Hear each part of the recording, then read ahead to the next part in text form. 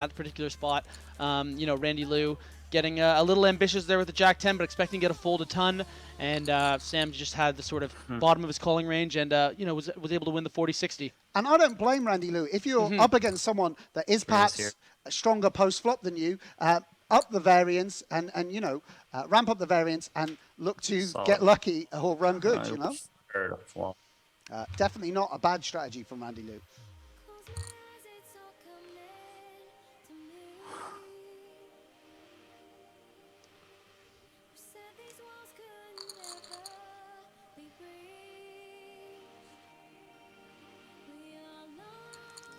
Let's even this match up.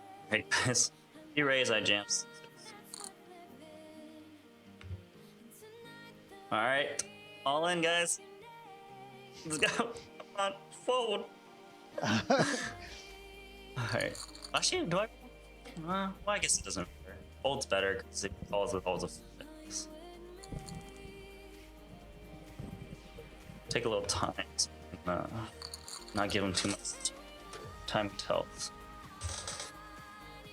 And the interesting thing is, if how well Trickett's played, it's still Randy Liu who's actually the favourite now with the chip advantage and the stack sizes being so shallow. Shows how this fast GPL structure, you know, is going to mean that it's always something of a level playing field.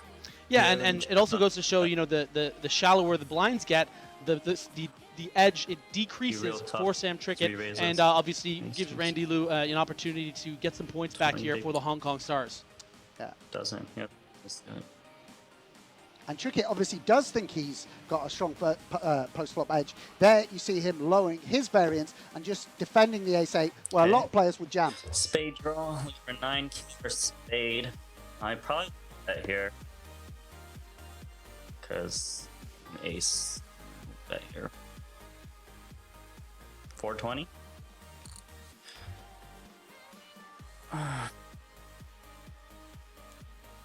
Put a lot of in case he's got like 8 or 10. 12 teams representing some of the biggest cities around the world. 72 of the world's most talented poker players with over $350 million in combined lifetime earnings will put everything on the line over 8 months to compete for the title of the first ever GPL World Champions. Which team has what it takes? The Global Poker League starts now. Welcome back to the Global Poker League. This Wednesday evening, I am Laura Cornelius, and tonight is all about heads-up Eurasian action. We have seen one match played so far this evening. It was Randy and Nanonoko Liu for the Hong Kong Stars versus, well, that's the one you're going to see in a minute, but we've just seen Randy, of course, versus Elke. Nanonoko won, but Sam Trickett is coming up. This is Vladimir Troyanovskiy. This one is match 76, and it's going to be an epic match because there is everything to play for right now. In that last matchup, obviously, we saw Nanonoko score 9 points and get the clean sweep for the Hong Kong Stars, meaning now they are level pegging with the London Royals right at the top of the conference. Both have 91 points, but there are so few points separating those top 3. The Moscow Wolverines are just 2 or 3 points behind them in second place now. So London are facing Moscow, and this means whoever scores the points in this one is going straight to the top of the conference in Eurasia. And the top 4, there's not much at all between them, but the last 2, the 5th and 6th place, obviously we've got the Berlin Bears and the Rome Emperors. They will be facing off against each other in the 3rd and final match of the day. There is quite a big gap separating those bottom 2. We're going to head over to Eric, who is going to give us some more in-depth stats that we all love to hear. Over to you, Eric. Hello, Laura. We keep on, after hitting the midway point of the season already during yesterday's competition, we keep on taking a look at the teams that are playing today, how many points they've scored, or which players have scored which points in both heads-up and 6 max action. Let's take a look at London first. The great Sam Trickett, as you mentioned, is in the lineup tonight. He sits third on that team right now, by the way, Laura. Just an insane amount of points being scored by most of the players on this squad. Liv Boeree, 3 matches won in 6 max competition out of 5 matches. Just a great start to the year for Liv. After 5 matches, 24 points in 6 max competition. Has not played any heads-up matches yet. Igor Kurganov, the power couple. Here's Igor in second place after 5 matches. He's got 10 points in 6 max, 9 points at heads up. So he's been, it's in the middle for the good old Mr. Kurganov. Sam Trickett, I just mentioned him after 3 matches, 10 points in 6 max, 6 points at heads up. Justin Bonomo has fared much better in heads up competition. That's not to say he's not an accomplished 6 max player, but 1 point during 6 max matches, 15 points so far this year in heads up. Chris Moorman, 13 points collected in 6 max, has yet to play heads up. And Vanessa Selps is the only player to have not played at least 3 matches for this club. The other 5 players have been it's spread out a lot, whereas Vanessa Selps has only played once, has not played 6 max. She played her heads up match where she lost 2-1 to Anatoly Filatov. So there she is with 3 points. So there's a big gap there between the top 5 and Vanessa Selps. That's because Vanessa has yet to play enough matches to qualify for any of those stats. Let's take a look at the opponents tonight. London's opponents, the Moscow Wolverines. Well, we mentioned Anatoly Filatov defeating Vanessa Selps. 6 of those points went towards his 9 total heads-up points. He actually got to 3 points versus Mike Lea of the Paris Aviators as well. But 26 points so far in 6 max action. Just like Liv Boeree, Anatoly Filatov has been a great team manager, both on and off the felt, doing a great job for the Wolverines. Here he stands with 35 total points through 8 matches. The man playing tonight, Vladimir Troyanovskiy, has only played 3 times this year, but already 8 points in 6 max, 6 points in heads up, 14 points already for Vov Troy. Andrei Padicek, we talked about him last week. He played a few matches last week. Through 3 matches, 13 total points, 10 and 3. Sergei Lebedev, the heads-up master, although Laura, he told us that his specialty is cash game, is 6 max cash game. So just amazing to see Lebedev doing so well in heads-up, 12 points so far in heads-up play. Igor Yaroshevsky and Dmitry Urbanovich have yet to play heads-up. Both have scored 10 and 5 points respectively in 6 max competition. And this is setting up very well for the Wolverines, by the way. Their top 2 picks, Dmitry Urbanovich and Vladimir Troyanovskiy, played a total of 5 matches, Laura. They have yet to play a lot in this league. Urbanovich, the top 5 pick, has only played twice in this league. Boy, the Wolverines could be on top of this league for the rest of the season. It'll be interesting to see what happens next. Back to you, Laura. Thank you so much, Statman. Eric Danny there. He will be back live with me in the studio in Las Vegas very soon. I can't wait to have him back by my side. Thank you so much for those all-important stats. We will head over to the match very shortly. Back to Roland in the booth, B, and Griffin Benja. Thanks, Laura. Yes, I am Griffin. Yes, this is Roland, a new face here during the GPL. Not a new face in the office by any means, but Sam Grafton needing to be replaced last minute. Him coming in here, doing a phenomenal job so far. Great first match between Nanonoko and Elke, but this match right here, really exciting for me. Tricky Trickett against Vov Troy. Well, Griffin, at the top of the show tonight, we were billing this game as first versus second. Mm-hmm. That's slightly been thrown sort of into disarray by the performance of Nanonoko. We thought by the time we got to this point this would still be first versus second, but the Nanonoko sweep means now first v third. Wow. Still, I mean, don't take anything away. This is still the big game of the standing night. Shift in terms of the standings, we got Vladimir Troyanovskiy, the stoic Russian. We got Sam Trickett, the sort of legend of British poker. These guys, some similarities between them. He sees Sam's. Stats. Over $20 million in earnings. Best GPL rank of 5. This is a guy who doesn't travel the circuit as much anymore. Really a mainstay of the big cash game scene all over the world, especially in the UK. As you can see, his win rate, one of the best in the entire league. 14 wins over 67 results. What that tells you is that this guy knows how to win poker tournaments, and so far been completely showing his class in all these different matches, heads up or six max. Right now, though, a huge challenge against the likes of the Moscow Wolverine, Vladimir Troyanovskiy, also a super high roller. This is one of those matchups where it's like these guys literally are the best of the best, probably the top 20, top 30 tournament poker players in the entire world, and I'm really excited to see them play. Yeah, I mean, this is a game between two players who are in some ways very similar. I think they have you'll see they have a similar style. These are field players. They like to read their opponent. These aren't guys who probably watch training videos. They probably don't read poker strategy books. But these are very much field players. They use their instinct. Cerebral, but they've never fallen behind the rest of the the sort of more modern players who are watching training videos, logging thousands of hands online. In the way that they're different. Troyanovskiy, the ultimate tournament grinder. Yeah. This guy plays everything. Since Trickett's last cash was in May 2015. Since Trickett's last cash, Troyanovskiy has cashed 25 times on the tour. Wow. The biggest of those cashes coming in a 100k buy-in, the EPT Grand Final. The smallest of those cashes in a $400 buy-in event in Cyprus. Wow. So you can see the difference.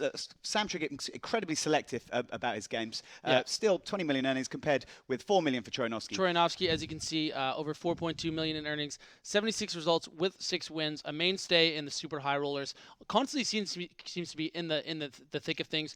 Constantly seems to be cashing. This is a guy too that I got drunk with in a 1K actually at EBT Malta last year, and I just kind of got out of him a few of his cash game stories, and it's incredible the kind of money that this guy's played for. He is such a legend amongst the community. Maybe not someone that a lot of people know about, but when he gets into it and when he starts talking about his thought process, such a sweetheart, so much fun to watch, and I'm really excited to see him represent the Wolverines tonight. Yeah, Vladimir Troyanovskiy, definitely a favorite of mine as a poker fan. Yeah. He's got that air of mystique about him, almost in the same way that Phil Ivey, when poker was first getting popular, that air of mystique that Phil Ivey had doesn't say much, very stoic, but has this sort of elegance and that.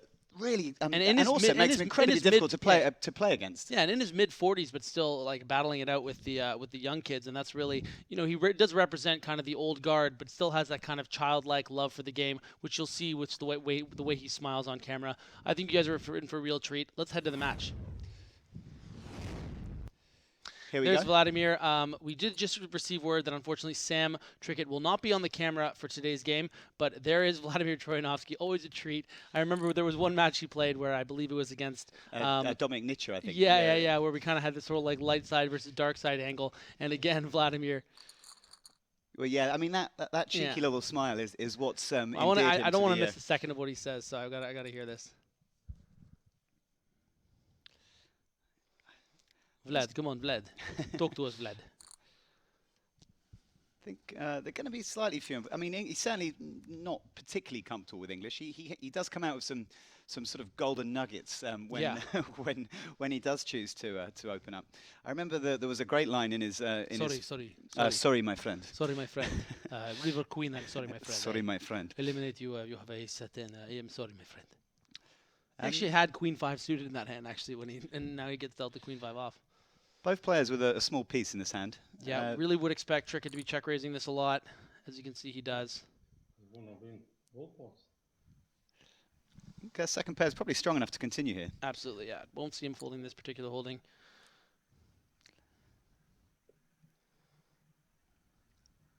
I imagine this is a card Sam will continue on in some of the time. Yeah, not thrilled, obviously, but could be a lot worse. He's looking to check raise boards like this because when he turns diamonds, like the 3 of diamonds, 2 of diamonds, any diamond, he can really continue and bet big. I wouldn't even be surprised to see a really big bet from Sam here. Maybe even an overbet. Obviously, he has so many different weapons and ways for him to win pots.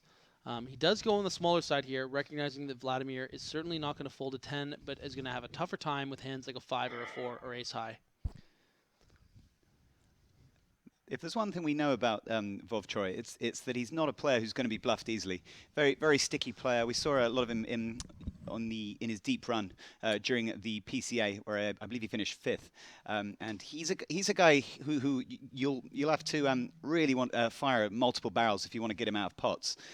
Very, very strong sense of where he's at in a hand, and I suspect Sam will know that too, and will definitely give a lot of thought into giving up in this spot.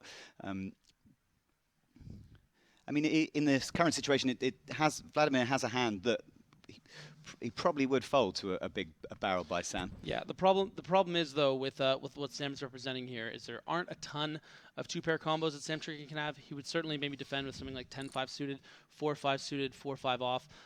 So he's trying to make it look as value betty as possible here. Obviously 6-7 has now completed, ace deuce. So it is difficult for Vladimir to find a call here, but if anyone's good enough, putting Sam on a hand like 6-8 of diamonds, but it's only one combination really of a straight draw, backdoor flush draw. 6-7 would definitely be a board he would check raise. So very difficult spot now here for Vladimir Troyanovskiy. Interesting sizing from Sam with this river bluff. Gone for sort of just under half pot to try and, I guess, try and make it look like he's trying to get sort of thin value with a 9, perhaps.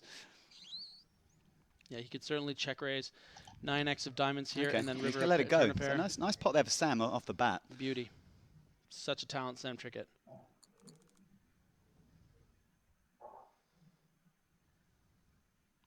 Disappointed we're not got Trickett on the stream tonight. He was actually pretty entertaining on the times where he's been on stream. We've had him in week 2 and week 6. The legendary the game against Nanonoko obviously sort of endeared Sam to the fans of the GPL. Yeah, but he will be back in on camera next time, I am sure.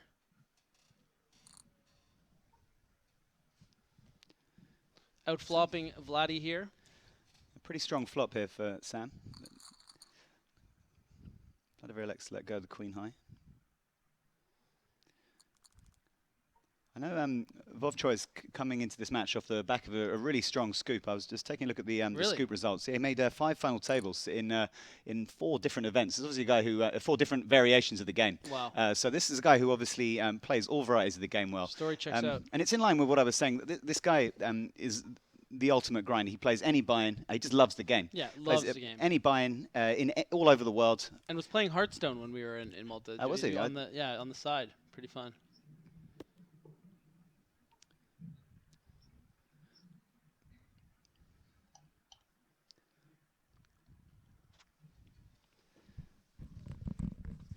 Vladimir Troyanovskiy turns 2 pairs here in a spot where, on a board where Sam probably won't really want to get too creative with ace high.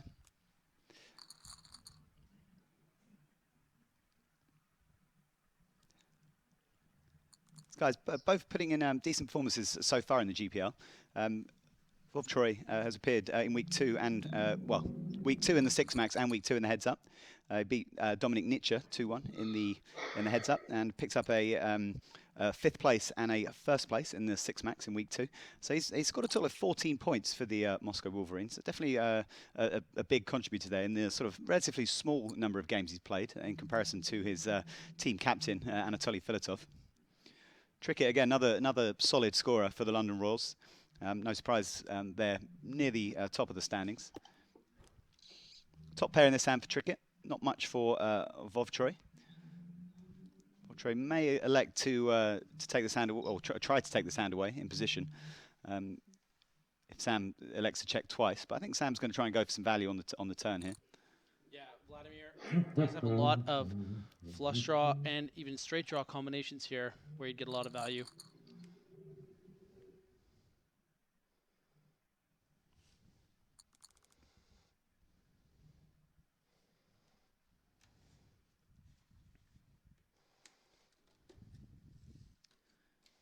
Looks like Vovtroy is not going to be too vocal on the stream tonight. In which case, you'll probably be hearing more from me and Griffin than you did in the previous game. If you're wondering who me and Griffin are, that is Roland Boothby. I'm Griffin Benger. Sam Grafton unavailable for today's show, so he's in the Boothby and he's doing an excellent job, if you ask me. Once Griffin Benger's finished his delicious-looking carrot cake, I might take the opportunity to ask him about some of the talking points in the sort of poker in general in the last week, linking them back to the GPI. We'll keep an eye on the action as well. So obviously the GPI brings together some of the best tournament players in the world, but one of the controversies that's ensued in the past week is the Doug Polk appearance on the Joey Ingram podcast, where he sort of proceeded to go through the GPI, labeling tournament players terrible. Mm-hmm. One of the players he sort of decided to sort of take aim at was New York rounder Mr. Jason Mercier, very popular player, and it's turned into a bit of a Twitter storm.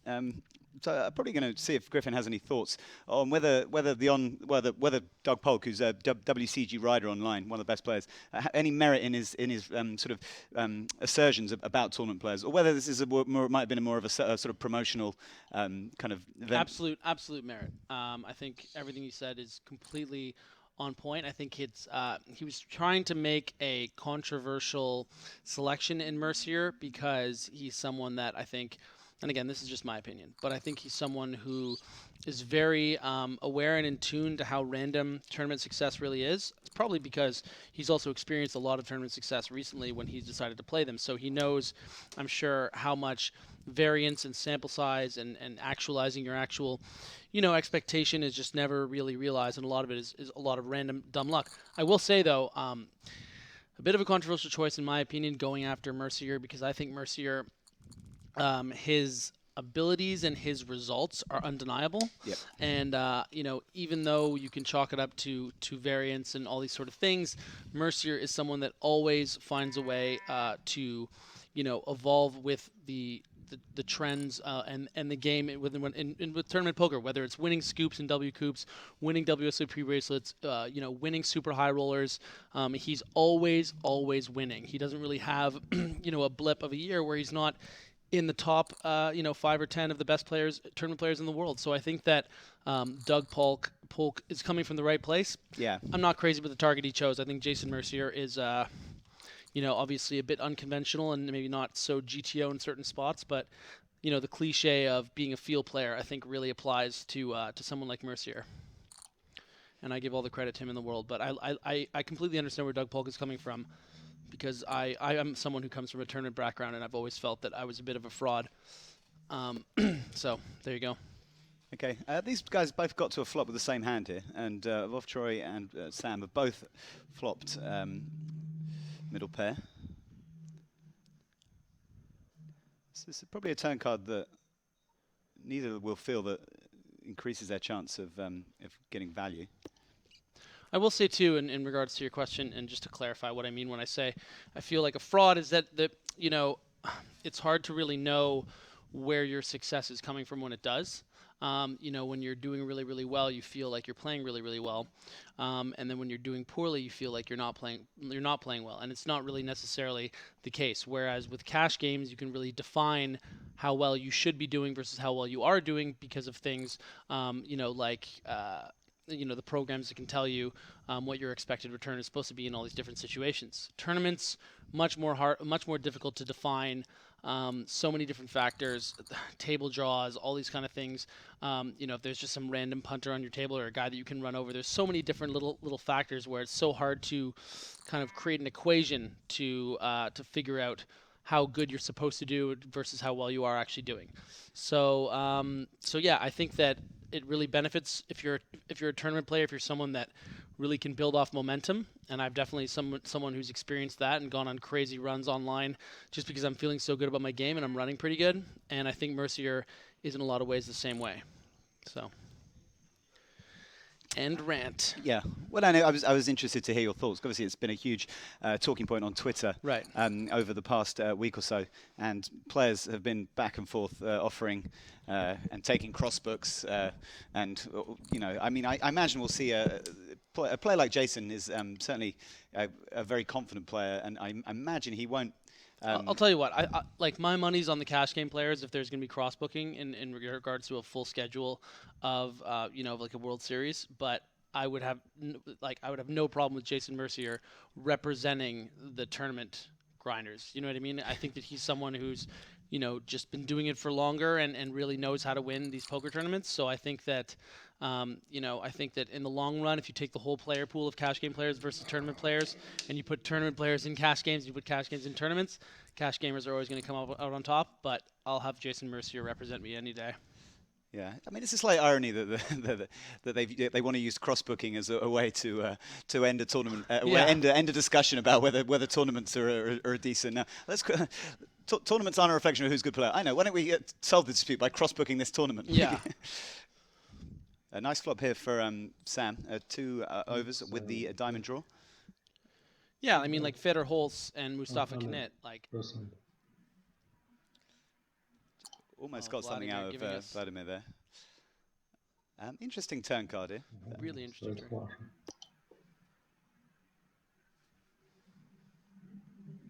That's just the cutest smile in history from Vov Troy. Yeah, it's the best. Don't think he'll be smiling if this hand gets to showdown. Although I could be wrong. But he's a fiercely patriotic guy, is our Vov Troy. He representing Russia with aplomb at the Global Poker Masters, the Poker World Cup, which was held in Malta in 2015. And I remember him prior to the draft.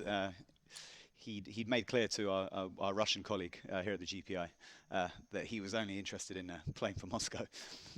So it would have been maybe perhaps would have been slightly interesting to see what would have happened if he'd been drafted by one of the others. He'd been drafted by Chris Moneymaker. Yeah, oh man. But he got his way. Second draft pick for the Moscow Wolverines, and yeah, he's relishing his opportunity to deliver for his countrymen. Not short on patriotism, Vladimir Troyanovskiy. And yeah, it's slightly fortunate that he's not hit a deuce or an ace in this hand. He was or a six. Or a six, yeah, drawing dead going to the river. And I imagine he won't be trying to be a hero here with ace high.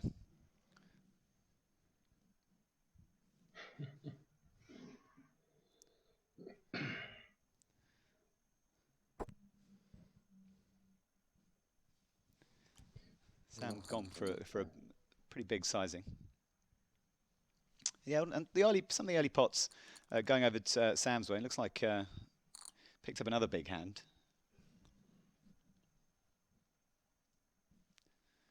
Vov Troy's first recorded cash was in 2003 in St. Petersburg, Russia, Griffin. A $250 PLO high-low event. Wow. At the ripe old age of what, 41 at that point? Vladimir, obviously one of the older players in the Global Poker League. 42 years old, but the smile of a teenager. Vladdy. He's thinking about something. Never had a 9 to 5 in his life, so he needs to let that hand go.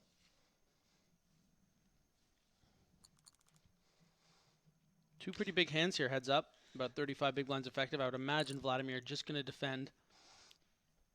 Pseudonym3 on Twitch asks, who's the English guy commentating that's not Sam Grafton? I saw that.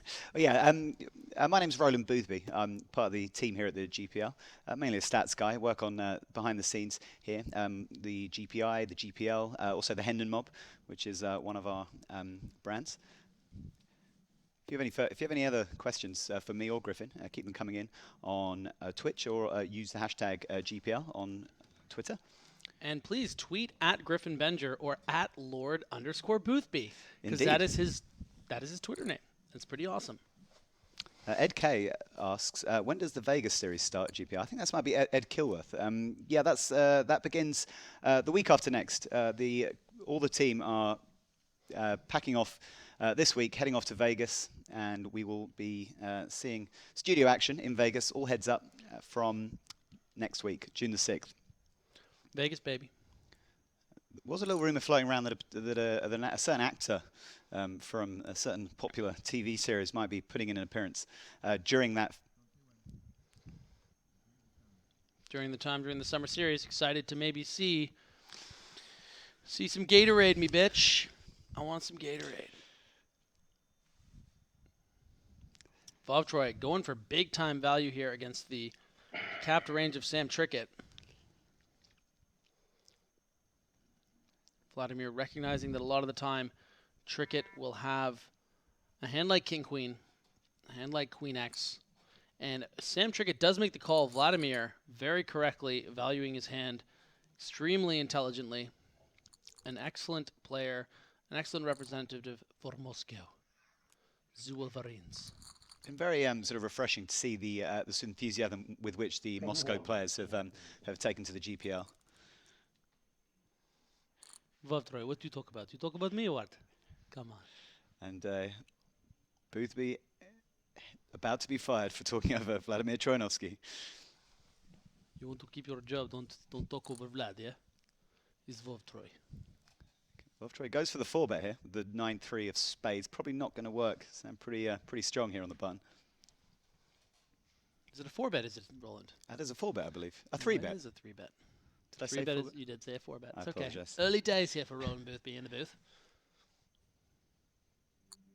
It's just 7,000. It's just such a big number. Pretty nice flop here for Troyanovskiy. It's going to take this hand down a lot of the time. You know, it's interesting because obviously we see that Vladimir should win this hand, but a lot of the time Sam Trickett's calling range is going to include a lot of queens and jacks. So even though Vladimir, happy that he full up this flush draw, not that thrilled against Sam Trickett's range because he is going to have a lot of Broadway combos. In this particular instance, Sam Trickett does have the ace-9 of diamonds and will probably find a fold to the c-bet of Vladdy. Ready? Fold.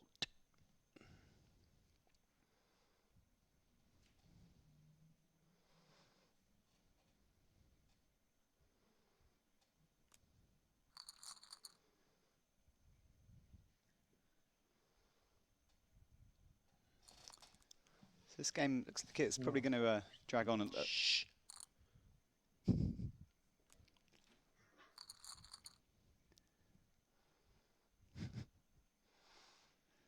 This game still pretty evenly poised. The Alki Nanonoko games sort of flying at a sort of the pace of a runaway steam train during the early levels. This game going back and forth a bit more. We are 44 seconds away from the Griffin Benja Memorial level. Every game in our first matchup ended during the 8-16 level. I feel this one could go on a bit further.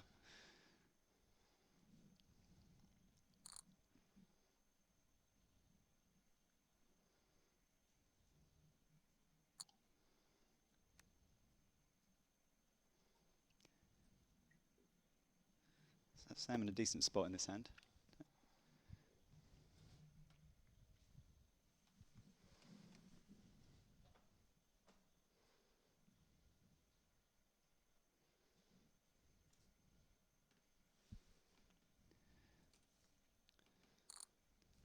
Sam goes for value on the turn.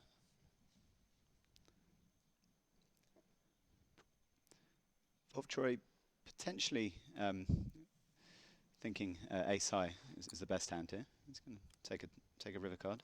That is actually a great river card for Vladimir Troyanovskiy because it makes it much less likely that he will not only face a bet or be tempted to call against Sam Trickett's bet. A lot of Sam Trickett's bluffs on this turn are going to include sevens, also a hand like 10-8, spades. So pretty much all of Sam Trickett's bluffs here do get there on the river. Vladimir also knowing that, checking back, seeing that he loses the pot. Hashtag standard.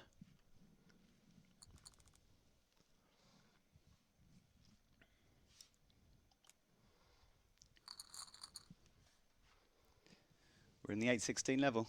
Griffin Benja has got up out of his chair and is doing the conga around the office.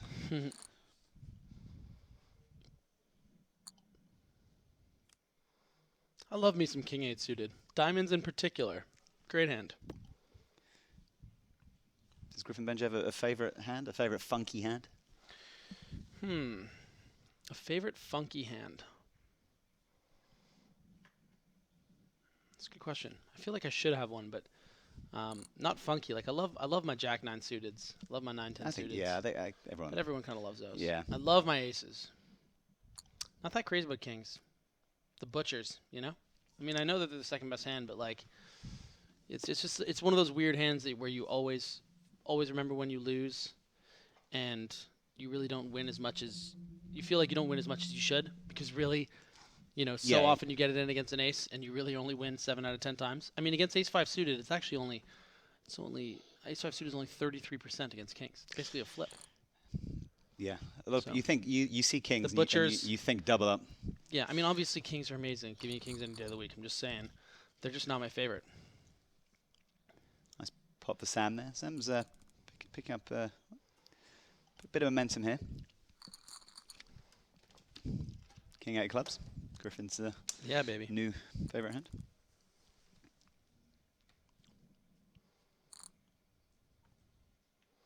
Yeah, I think King 8 suited and King 7 suited are two of my favorites, just because like they're kind of the one that like has a blocker that you can muck about with, and then you're really disguised when you like are like on the 7 and 8 high textures, you know, or like the 4, 5, 6, you know, one backdoor club or diamond or whatever kind of thing. You can just muck about. It creates a lot of you know, barreling off, and then your perceived value range is like, you know, includes a lot of aces, and you can kind of manipulate board textures. It's just fun to have suited kings, in my opinion, in tournaments at least. Hashtag don't tell Polk. I don't want him coming in here and being like, that's the stupidest thing I've ever heard. King 8 suited? You make me sick. Put there for Vladimir. I was talking about during the first match. I was talking about the popularity rating of Elke using the Hendon Mob indicator. How's Sammy Trickett doing? Well, I mean, do you want to have a guess? Okay, so you told me that it's what, Esfandiari, I guess. No, the top three are Helmuth, Ivy, and Negranu. Okay. Number 4 is Elke. Okay. Want to guess where Tricky sits in that? Oh, we've got a bit of probably a big hand developing here. It's a trap. Admiral Akbar's. I'm going to say that he's like, I mean, British poker's a pretty popular thing. I'm going to say he's like 7 or 8. Number 6. That's a pretty good guess. Vov Troy. Why don't we have this popularity chart? Why didn't you give this to Sam and I? What do you even do here? This popularity chart thing is brilliant. Yeah, I mean, go to the hendonmob.com. You'll find many different interesting rankings and tables. Never been a fan. I prefer the GPI. That is a little meta joke. They are the same thing. GPI buying Hendon Mob. No Chinese money needed.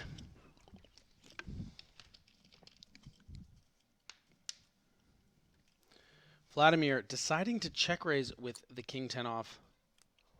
And turning some equity, which is going to be trouble for him against Sam's pocket rockets.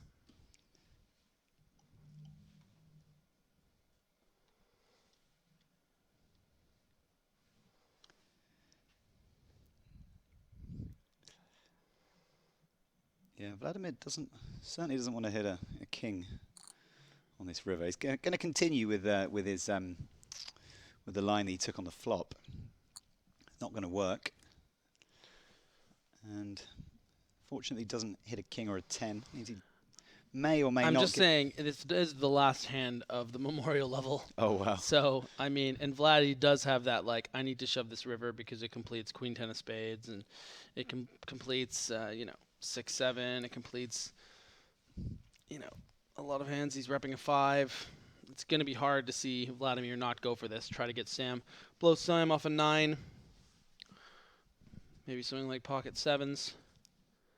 But he does show a lot of discipline, the Vov Troy.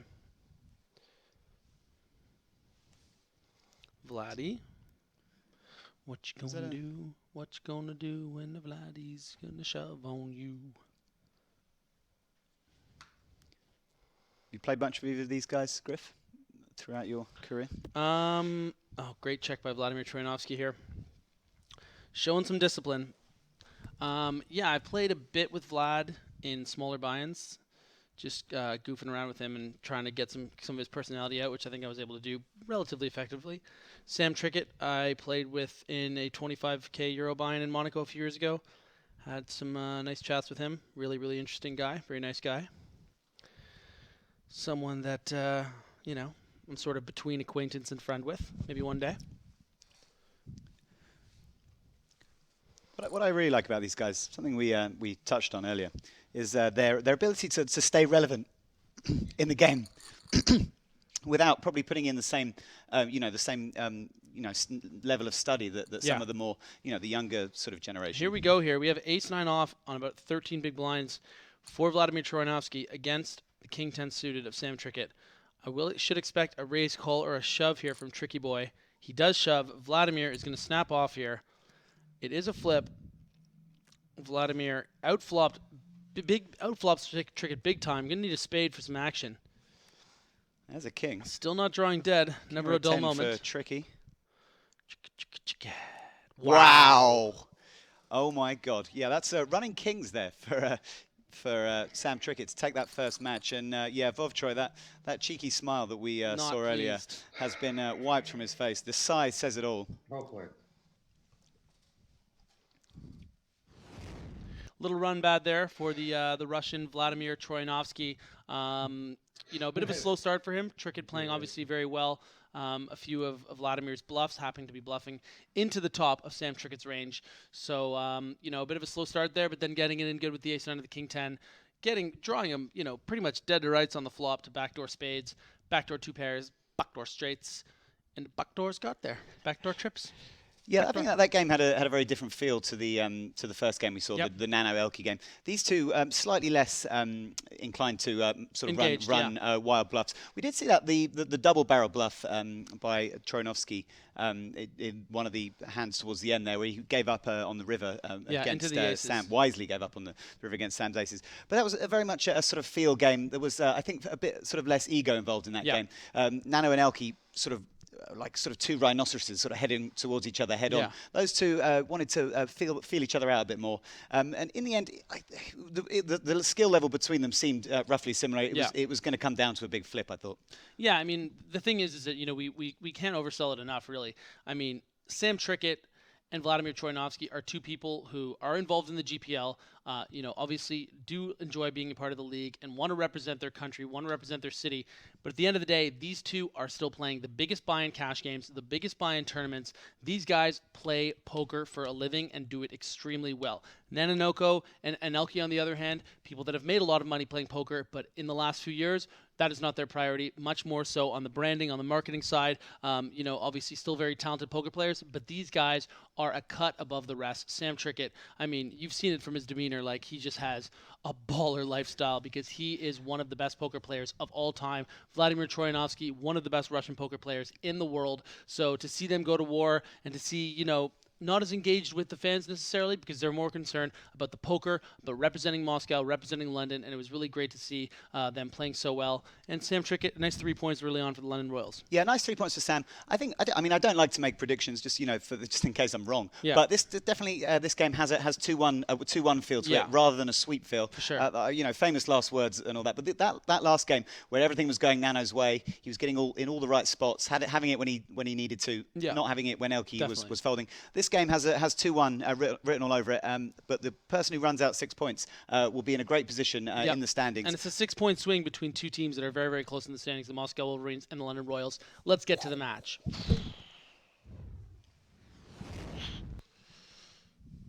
Yeah, there's Vladimir. He's moved off to the right. Still rolling that cigarette, it seems like, for the last 20 minutes or whatever he's doing. Yeah, the run out of that board had sort of shades of Olivier Busquet in the Barcelona Super High Roller with hitting running aces to beat King's 4. I mean, not quite as sick. I mean, he still could have hit a 10. But yeah, it was certainly a rough run out after the favourable flop for Vovtroy. How good does that guy run? Just in Jamaica with Samantha Abernathy. Action flop. Wow. Let's just end this match right here. Flop straight here for Vovtroy. The up and down, the 2 overs and the flush draw and the gut shot. Gutter to the nutter. We will see a raise here from Sam Trickett, and I honestly will expect all of the money to go in here unless Sam decides to play it a little tricky. But it is such a massive draw. I expect Vladimir to check raise here to about 4,000, and Sam could decide to put in another bet, might just call. I don't know. I feel like in these kind of spots, maybe Sam would be more inclined to just call. He doesn't want to get it in against a hand like King 8 of spades. So it'll be interesting to see how he proceeds here with the gutter and the flush draw. Yeah, Vovtroy is certainly looking to protect his straight. And Sam slightly surprisingly elects just to call. Yeah, I mean, the more I started saying in my head, the more I thought that he would actually just call as well. For a moment, it did look like we could end this game on hand 2. Good turn card for Vovtroy. Going to continue, nothing to worry about. There are a lot of very bad turn cards for his hand, both in terms of what Sam actually has, and that should slow things down. Any hand that had an 8 in it, yeah, very unlikely that Sam turns his hand into bluff, having rivered this much showdown value. So this should go check, and Vladimir should have a great early start here to this second match, which is exactly what the doctor ordered.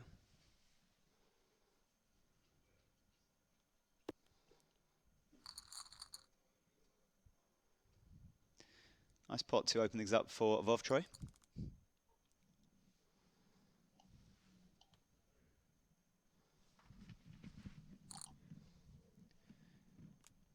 Keep your questions coming in the Twitch chat, folks. Also use the hashtag GPL. Any questions you may have about the future of the GPL, where we go from here. Any questions about our next stop, which is the live shows in Vegas. We do come back to Malta after Vegas for another round of studio action. Griffin and Sam will be sweating their contract offers. Well, certainly not as a result of of my own performance, but. Hey man, you've been great. It's great to be with you. I know, there was no way you were going to say that where that didn't come out off a little no, sexual. guys, I say that completely genuinely. So Sam Make-A-Wish Foundation, making things happen for Roland Boothby here. Realistically though, funny story about Griffin Benja and myself. I'll keep an eye on this hand, folks. But yeah, I was in a restaurant in the West End, about to go to the theatre with some family and some family friends. In London, yeah. In London. And the question came up of what I was doing later that night, and I said going to play poker. And one of the ladies at our table, who's a friend of my parents, or my mother and stepdad, said, "Oh, my son's a poker player."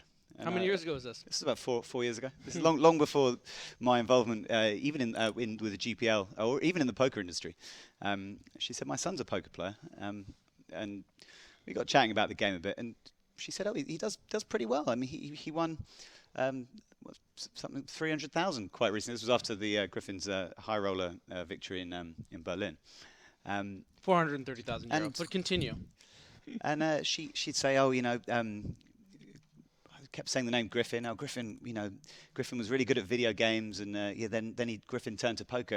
And I said, "Hold up, is your son Griffin Flush Entity Benja?"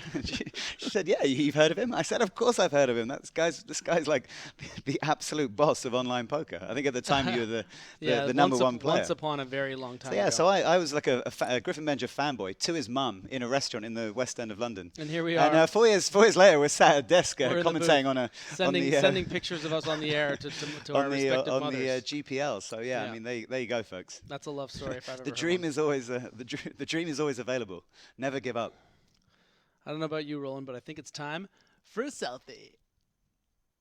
Time for a selfie. Beautiful. Hi, Mum.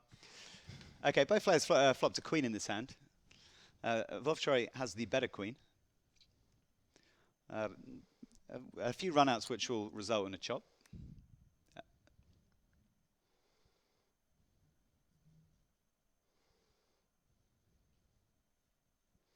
This turn card doesn't change much, despite Sam Trickett having a 10.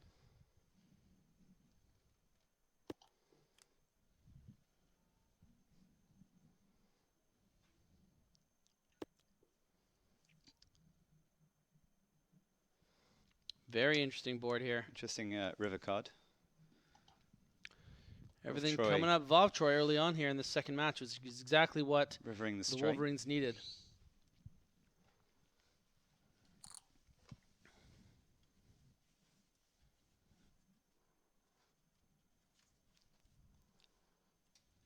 To answer, well, John Paul the Great, 95 on in Twitch, saying that Anatoly Filatov is streaming GPL to 500 viewers. Not sure why.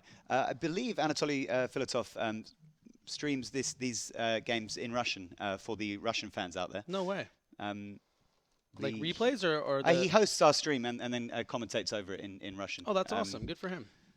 See, the GPL is in its pretty much in its infancy, and things like alternative language streams are things that we're looking to improve upon. Obviously, we're building relationships in the territories where we have other language speakers, especially in Vladimir getting some value there. Sorry to interrupt, Roland, but a great start here in the second match.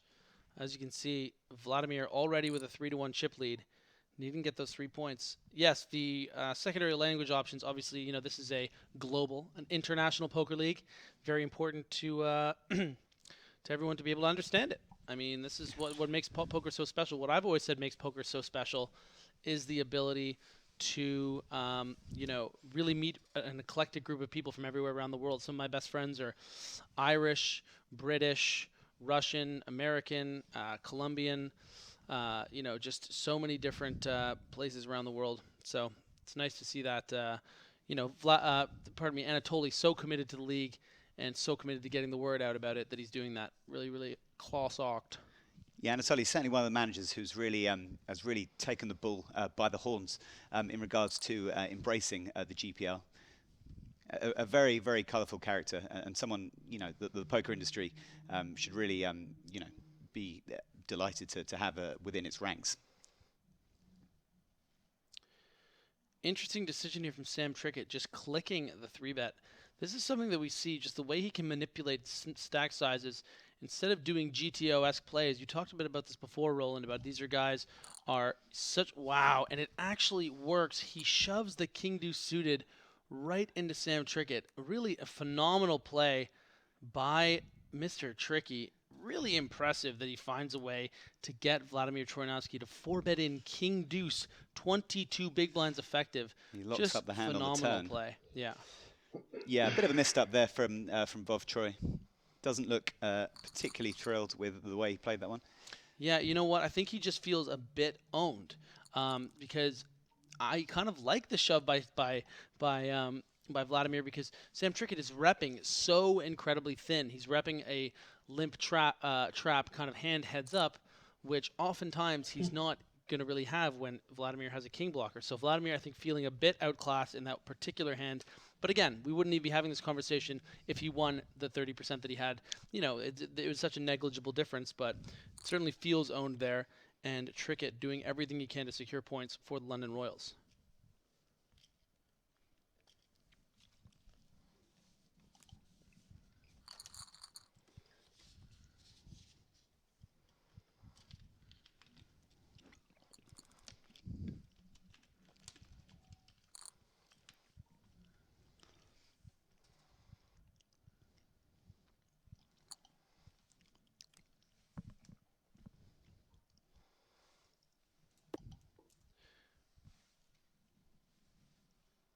Two king highs here between Vladimir and Sam.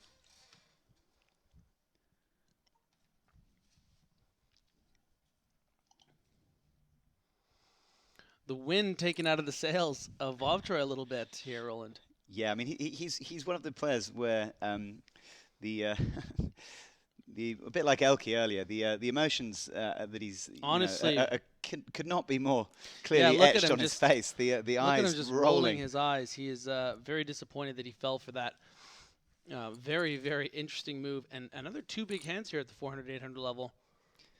We'll see a 3-bet here from Sam.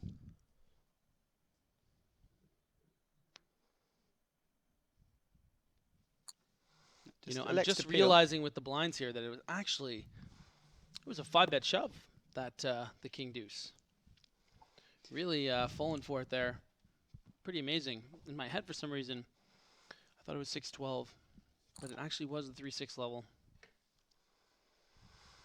Definitely a hand to watch out for.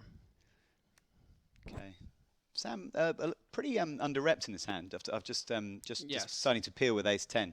It might get a second barrel from Vlad. He hasn't picked up any equity. There were certainly some good turn cards for him.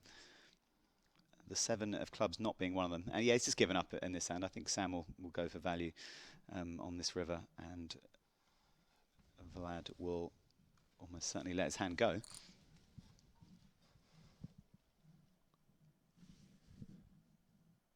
Vladimir not beating any bluffs here. Going to let go of the king high.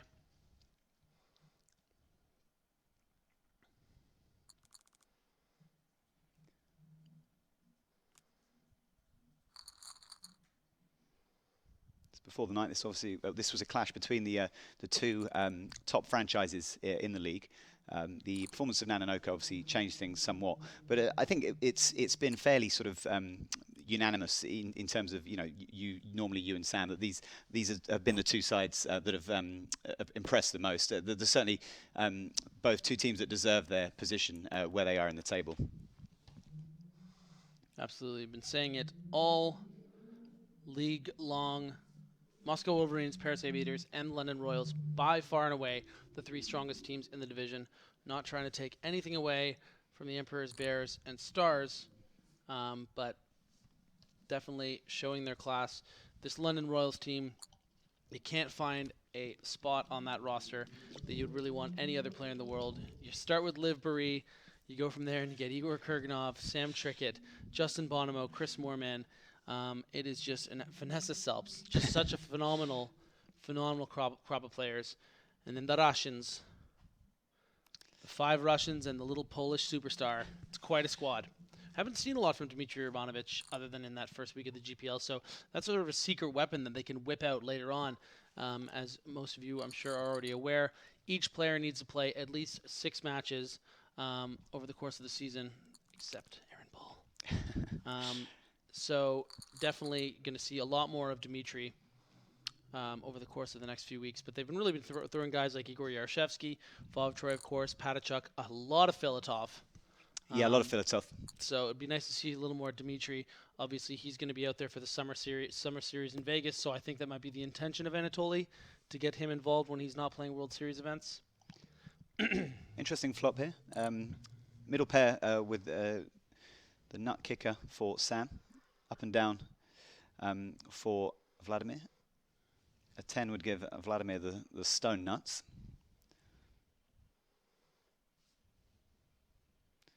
Imagine, certainly see chips go in on the flop, and now we'll definitely see chips go in on the turn as well. Interesting to see whether Vladimir elects to continue with his draw.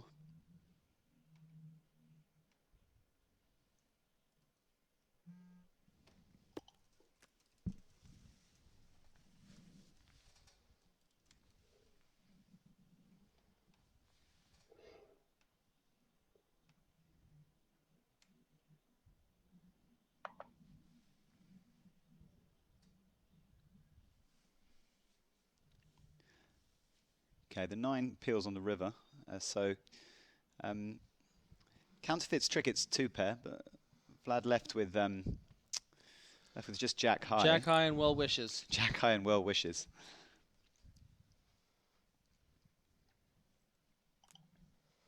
Vlad the Impaler lets it go.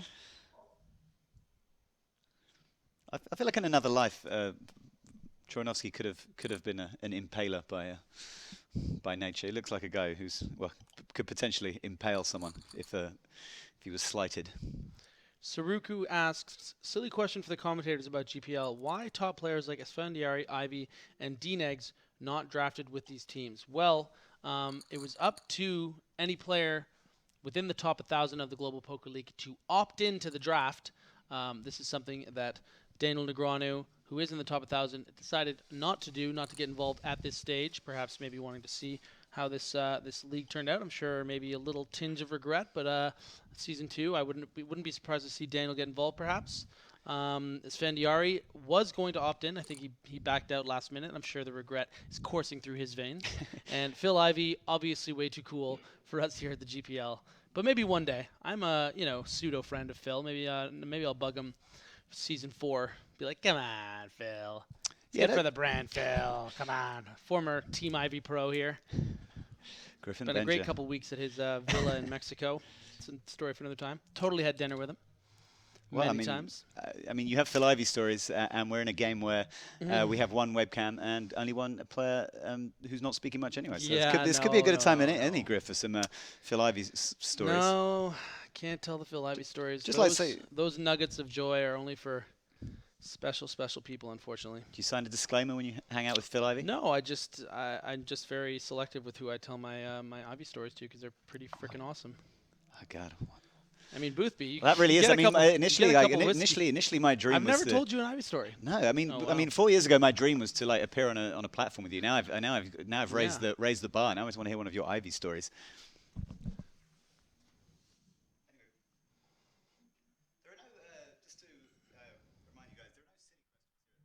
GPL. I mean, part of the ethos of the GPL is to bring poker to a new audience, and we accept that a lot of people who will be watching this, or maybe watching in the future, are players who aren't familiar with some of the more well-known concepts or things, things that have happened prior to this point that we stand at now. Things like the draft, things like who is eligible. Asfandiari was one of the players who was draft eligible. You did have to be in the GPI 1000. Unfortunately, Phil Ivey is not in the GPI. And if you 1000. aren't, you can be selected as a wild card pick if you either opted in and weren't drafted, or if you were outside of the top 1,000, which made you ineligible for the draft. However, Phil Ivey not making himself available, but guys like Sam Trickett, Todd Brunson, Todd Brunson. So some legends of the game. Bill Perkins, he has become a legend of the game. Him and his 4 caches. Of course, as far as I know, the intention to expand the league in coming seasons, maybe those teams will be filled with the likes, maybe not Phil Ivey, maybe Daniel Negreanu, maybe Esfandiari, maybe some cuts. Maybe Lil Wayne Zhang is going to get cut from the Hong Kong Stars for being too distracting that first match. Just kidding. He's never going to. The poor old Wei Zhang's never going to live that down. Baby. Poor guy was trying to grind out a final table on the Lil EPT, Wayne. pad that bankroll. He showed up great against Ender Patachuk the other day. Really, Hong Kong Stars stringing together some points in recent days. Yeah, I mean, we all love the Hong Kong Stars here at the GPL. Yeah, but Raiden Khan, Wayne Zhang winning 2 of 3 against Patachuk.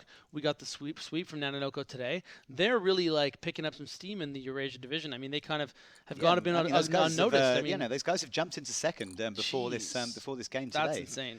I can't even fathom that, because they've always been sort of they were obviously a team that not made a lot of controversial decisions in the draft, but a team that really wanted to stay local and didn't get the heavy hitters with that 12th, 13th pick. Selena Lin opting to go with players that she knew she wanted to represent Hong Kong, the likes of Raiden Khan, Wayne Zhang. So really interesting that to see them be so successful and us kind of not take too much note. That's an amazing little run they've had. 10 points from Raiden Khan in the 6 max yesterday. A sweep from Nanonoko here. It's amazing how quickly things can change in the standings with a couple of big performances, and that's really what makes it so incentivized, I think, for some of these players to play as well as they are. Yeah, and I think, for the Hong Kong Stars, success in this league will be perhaps the most satisfying for them of all the teams who do well, just because their players weren't household names at the time of the draft. A lot of the players have actually had to sort of prove themselves in a way that other players haven't had to do, just based on other players have come in with very solid reputations. So the Hong Kong guys have really had to come in and earn the respect of the GPL audience. Got a flop here with Sam Trickett with Jack 8 in the big blinds. Flop second pair. Vov turns a gut shot, but I can't imagine he's looking to invest too many more chips in this pot.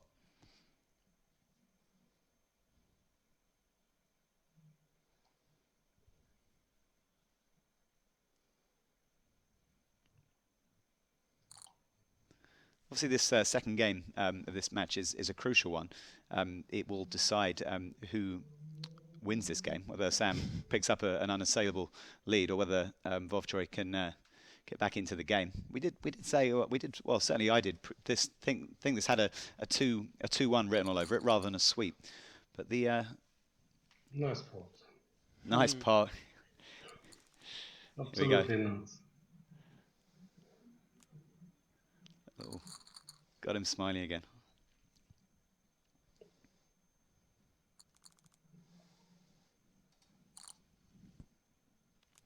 Kapiska on Twitch remarks, look at Vlad's stats, lots of second and third places, not a good HU player. I think you're really contributing to Doug Polk's point about, how much variance can, you can't really take too much from the sample size you're given. I don't think lots of second place finishes means that Vladimir Troyanovskiy, Vov Troy, who's won so many tournaments online, plays every pot he plays usually is going to be heads up. You understand that, right? Like this, saying he's not a good heads-up player because he got second place for millions of dollars a bunch of times, like, come on, man. Yeah, and even for a sort of a fairly successful tournament player, getting heads up 10 times in your career in big tournaments would be a pretty good number, but still be a very small sample size if you were trying to assess. Yeah, like Mike Leah seems to win every single tournament that he plays, but I still think Vov Troy is probably a better heads-up player than Mike Leah. Because when Mike Leah's heads up, he's heads up against some of the, so like an average kind of like 1K reg or what have you, and he's built an incredible chip stack from crushing these 6-handed, 9-handed tables. Whereas Vov Troy is playing against Vanessa Selbst heads up and is 1 card away from a 100K win, and because he lost that, you're just like, oh, like he sucks at heads up.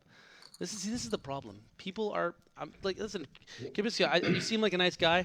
You're an idiot. I'm just gonna say it. You're just a dumb person when it comes to poker. I'm sorry. I'm just gonna say it.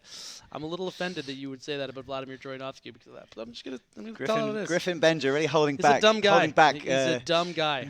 He just has no really holding back perspective. in how he feels about our Twitch viewership. And I can hear myself getting muted. It's brutal, but it's just a silly thing to say. I mean, that's pulling the whole no point. punches is Griffin Benja here on the GPI, folks. This is what I'll say, Roland. This is the problem, and this is why I find what Doug Polk said to be extremely refreshing, because he is being hyperbolic to send a message, because he's like, you guys are all like in the tournament players thinking they're all good because they win one tournament. No, you're not that good. You're just like pretty good at tournaments, and then you get lucky, and then you think you're good, and that's why you're all broke, and that's, I believe it. So whatever. That's why I'm in the booth. Well, you're in the booth, Griff, and we're in your favorite level. We're getting towards the end of your favorite level, actually. Yeah, we are. Vov Troy against Sam Trickett here. If you're just tuning in, guys, I am Griffin Benjer, and I think tournament players suck. But everyone in the GPL, to be fair, is actually pretty amazing. Griffin Benjer giving those headline writers over at the Poker News Outfits some ammunition for their headlines tomorrow. No, but don't get me wrong. I mean, listen, we have 72 incredible players here. Well, a few blips in the radars, of course, more characters than necessarily superstars. But we have some really freaking talented players in this league. And it's such a good, tool for not just entertainment, but just for learning. I mean, watching Sam Trickett play, watching Vov Troy, watching Bonomo, Igor Kurganov, George Danzer, Mustafa Knit, Federholz. We have the best of the best here. Certainly some are missing. I would love if Doug Polk was playing, to be honest. Oh, God, yeah. I would love to watch him play. I haven't checked out his stream yet. I think that obviously it would be a very entertaining thing and very educational. A good stream. Yeah, he doesn't give away. He doesn't give away too much strategy. I watched for about half an hour over the weekend. Nice. He says what he's going to do. He doesn't explain why he's going to do it, which is understandable for Doug. I mean, they were fairly big buying events. I would be curious to know what Doug thinks about Vov Troy's heads-up game based off what he's watching. Does he just think he sucks because he gets second place a lot?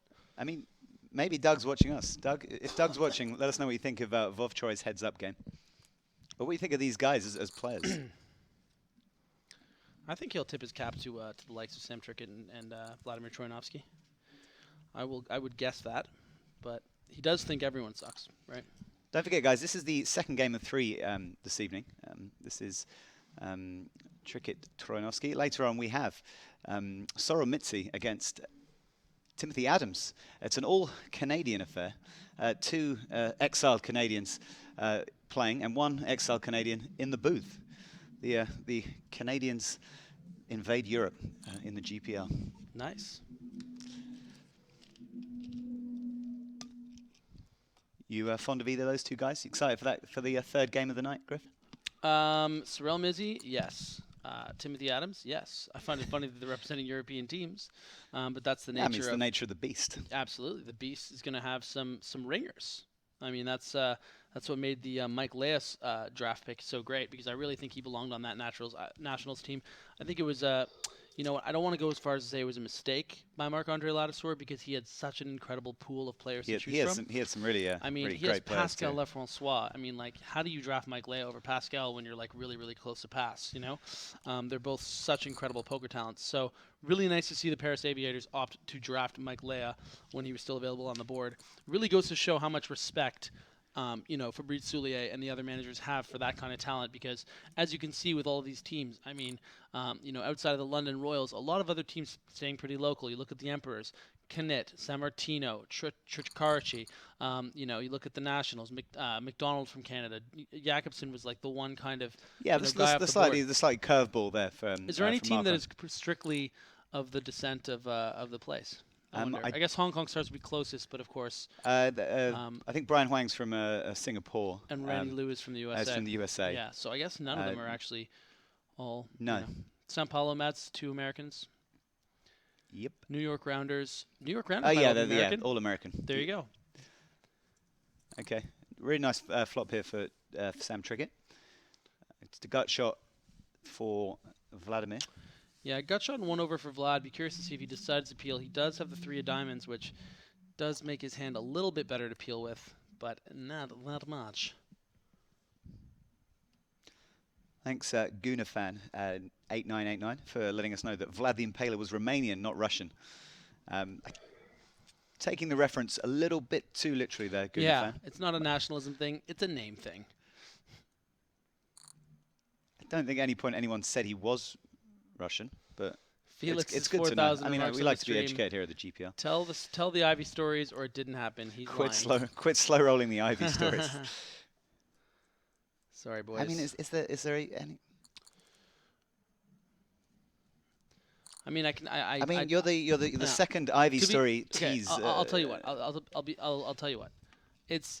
I mean, it just doesn't really. I can't really like do it justice over just the voice. Like you kind of have to see me do it. You know what I'm saying? Because like the way, doing his stare, like he has. I just don't want to do it like over the voice thing. It doesn't really do it justice. You know, like it'll do it justice me and you talking, seeing each other right now, but for the fans at home, you know. Do you have Phil Ivy's phone number? Not anymore. No, not since I lost my phone. I have a Maltese phone now. +356. If you had Phil Ivy's number, would you ever like call him up for advice? What if you were in like a World Series like main event satellite, you're in a really like tough ICM I call Mike spot. McDonald. You'd call Mike McDonald. Yeah. That's good to know. Hero calling Dong asks who else is playing heads up. We did just touch on that. Don't know if you were Sorrel with Mintz us. against Tim Adams, both homegrown Canadian boys. Both from sort of Toronto or outskirts of Toronto. I'm pretty sure Timothy Adams born in Toronto, as far as I know. I could be wrong about that. I know he's spent a lot of his time in Toronto. He's certainly in like Mississauga, kind of tang. Burlington, Ontario, according to my notes. That's Toronto, pretty much. Yeah. Yeah, and then Sorrel right from Toronto. It's an all Toronto affair this evening, folks. Last game of the night. Buddha Jippin remarks, make Team Japan? Maybe one day, bud. Maybe one day. I mean, it'll give me more license to go, full like manga anime with my figurines. I mean, the thought scares me. Yeah. Somewhat. Imagine if I start expensing them. Whew. Great flop for Vov Troy here.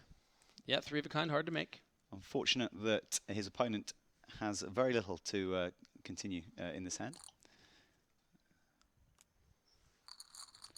Bit of a slow match, the second match. Obviously, we saw the big all-in with the 5-bet shove, which I incorrectly called a 4-bet because I didn't see the first bet, and I feel bad about that. 5-bet in with the king deuce suited. Sam Trickett very correctly 4-bet calling off with that ace-queen off. Shout out to Eric Denis, filling me in on facts where me and Griffin fall short. Actually, both facts we did get to in the end. But shout out to Eric Denis nonetheless, the GPL stats guru. You are the Padawan learner to his Jedi. Yeah, you guys, if you love Eric Dennis, you'll be seeing a lot more of him in the Summer Series, which starts on the 6th of June over in Las Vegas. There'll be some other new faces on the team. Stay tuned for more information. You won't be disappointed, folks.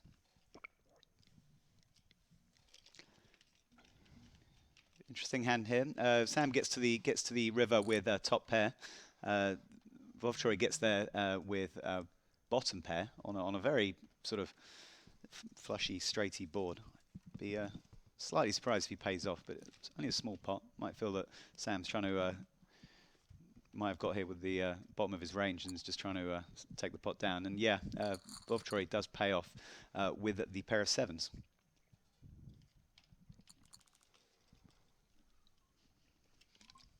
Getting pretty shallow here, as you can see, Vladdy with just 12 big blinds. This game has rolled on into the 12-24 level, which is the first time we've got to this level tonight. And in 20 seconds, we'll be rolling into 1,500, 3,000, I believe.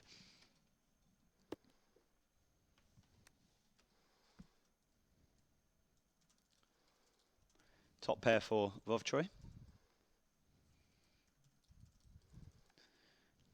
Like many others, I did mistakenly at times in my broadcasting career call him Vlad Troyanovskiy, when of course Vlad is not the correct shortened version of Vladimir.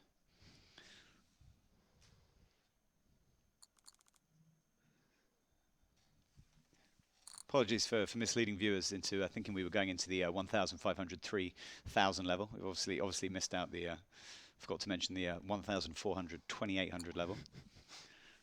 Oh, we've got an all-in and a call here. Not particularly surprising given the where the blinds are at.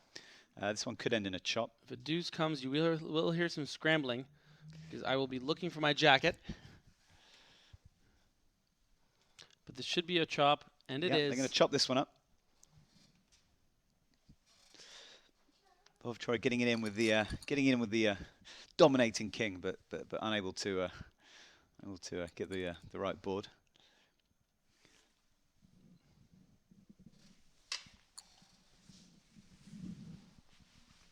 And yeah, the games, these heads-up clashes rarely get past the 14-28 level, and I imagine, both players certainly have a reasonable open shoving stack, so it'll certainly be a case of who picks up the best cards, I feel, in the next 2 or 3 minutes.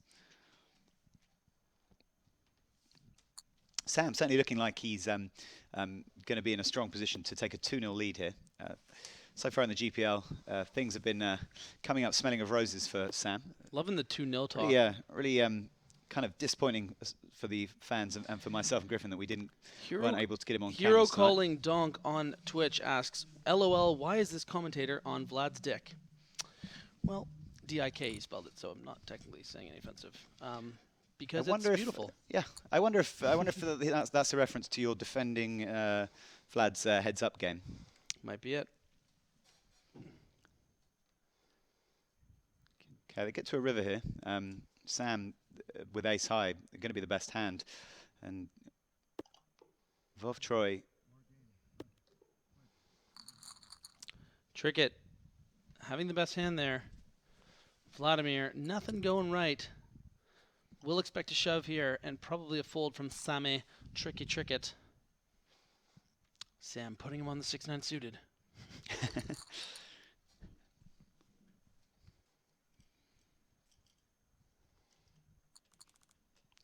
So it's looking like we could see 6 points locked up for the London Royals if things go according to the current chip stacks. Now, pretty sweet position to be in for Sam going into the last game.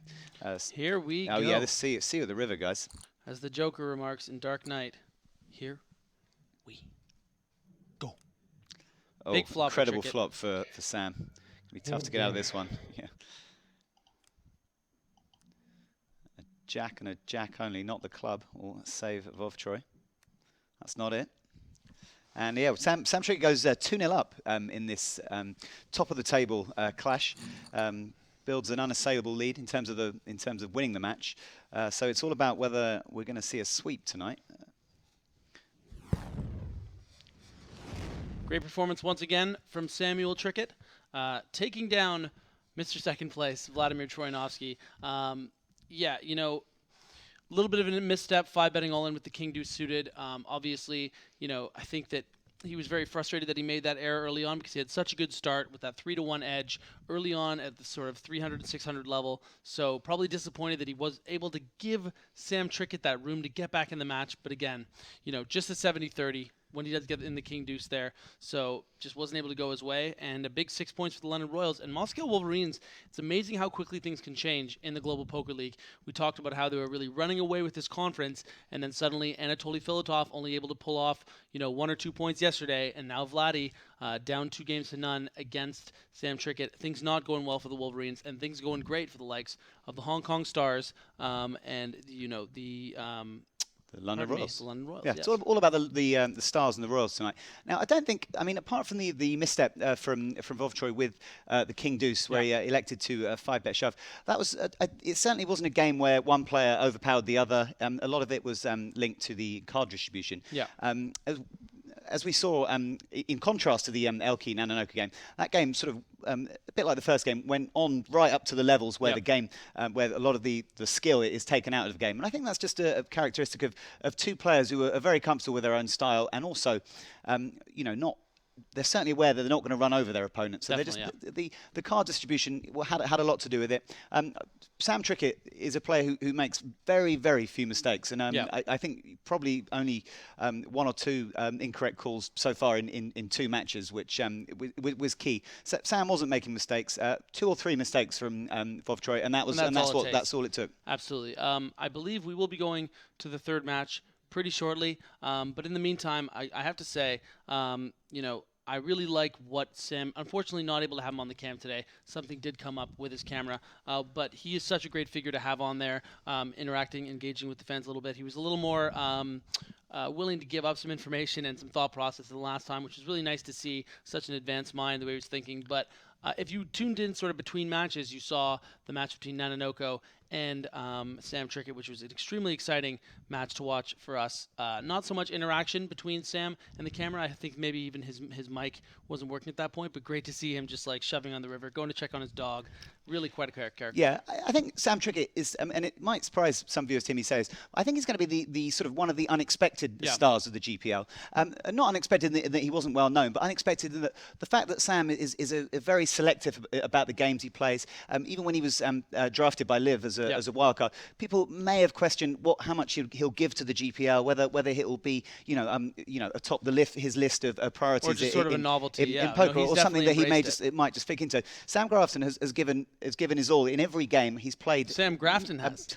Sam Trickett has played. Freudian slip. Yes, Freudian slip there, getting me probably. Replaced instantly in this booth. Sam Grafton, get back in the booth, but he can't handle the pressure. He's losing his mind. I'm taking his gun and badge, Sam. You're listening? Get it. Get over here. Sam Trickett has played almost perfect poker on the GPL so far. He's given all on the webcam. Unfortunately couldn't get a bit of that tonight. But I think the sweep is on here, and if we do see the sweep, last time he said the sweep is on, the sweep was on. So I mean, listen, Vladdy, I love you, but it sounds like you're going down. Let's get to the match. Action. Maybe? Yes. Let's do it. Sam Trickett. Oh, we've got Sam Trickett back. Does look like he is on the cam now. Okay. Probably not going to expect as much as chit-chat from Sam as we normally get, but you may hear his thoughts in a few key spots.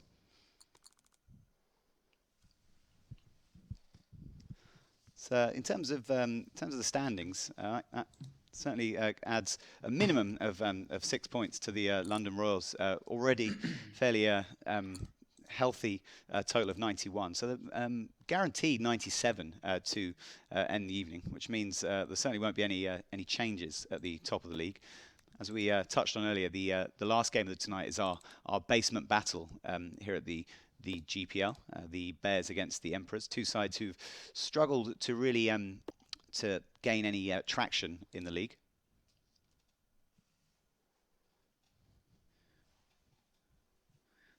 Neither of these players gets to the river with a pair in this hand. It's going to the pot will go to Vovtroy as long as no further action ensues. Sam's going to try and realizes he's queen high is no good. Going to try and nick this one, and it's successful. Nick job successful. Bit of thievery on the part of Sam Trickett there. Small pot. I don't think anyone's going to be too concerned Nice instincts there by Sam. I was commenting before I sort of dropped the wrong name how accurate Sam had been in terms of making the correct decision, more or less in every spot so far tonight.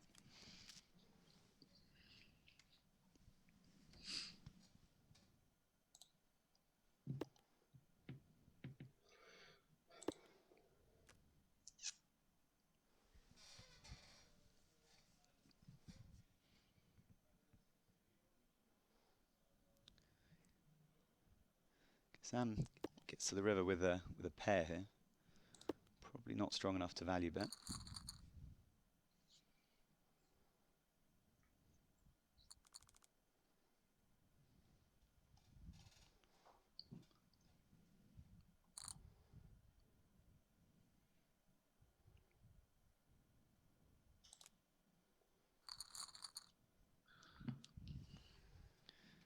Interesting story coming out of the Twitch chat. It's so funny. My friend said Booth was posh, and I defended him, saying it was due to being British. We bet 25 euros. Next word, Booth be telling a story of being at the theatre. Guys, if you think only posh people go to the theatre, you need to get out more.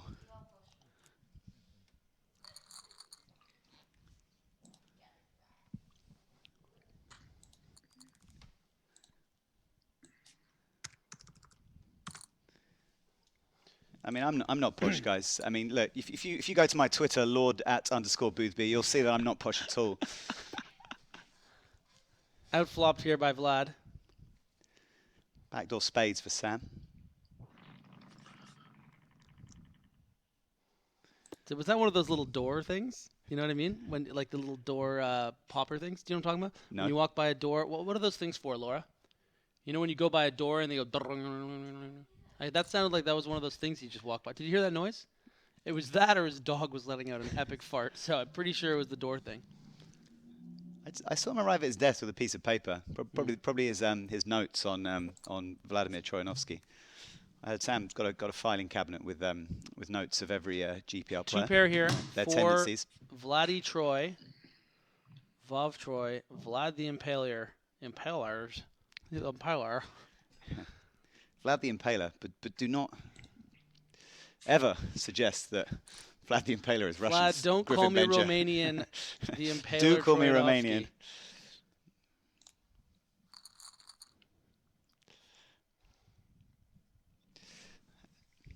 We don't want Vov Troy to get swept. Ah, God, I'm torn. I'm torn between my home franchise and my favorite player. Wow, how meta is this? This guy just on the Twitch chat, Mitso Takis21 just said, hold the door, after we were talking about the door. Yeah. You don't know the reference, though. Listen, guys. The only time I understand Griffin Bencher's TV references is when he's spoiling Game of Thrones. Have you watched it yet? I've watched up to season 5. I'm about to start season 5. Okay, fair enough. I would suggest staying out of the chat now, by the way, because they will just Oh decide my to God. spoil it.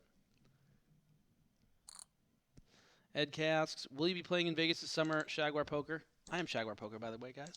I will be there for the main event. I won a package on 888 a few weeks ago, but probably not going to spend too much time out there. I haven't been able to spend any summers in Toronto, so I'm going to be going home, watching some Blue Jays games, enjoying the summer with my brother. You mean you're leaving Malta? I'm leaving Malta. Oh, God. And by my brother, I literally mean my brother. Shout out Charlie Bencher. Man after my own heart. Miss my little bro.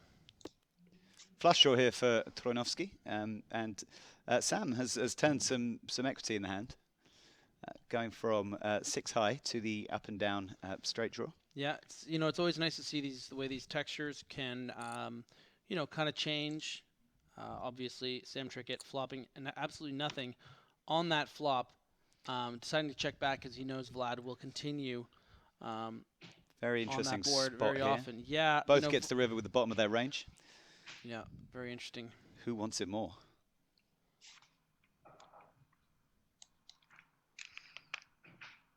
I feel like who wants it more is a real cliche commentator thing to say, which never actually means much.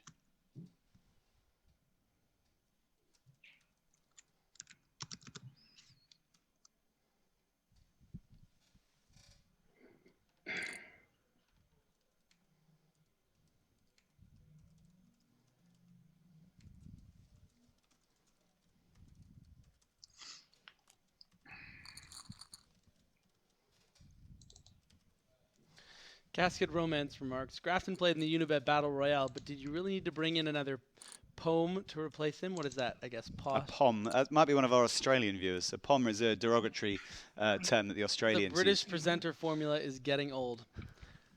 You know, that's. I'll be honest. It was the only thing that was available. All the most successful poker shows in history have had at least one British presenter, apart from the World Series of Poker coverage. But all the and the WPT coverage. Yeah, I mean, and the high stakes poker coverage, and pretty much everything that has ever been really popular. Yeah, no, I agree. No, what you're about great. the EPT coverage? Stapes, Hartigan.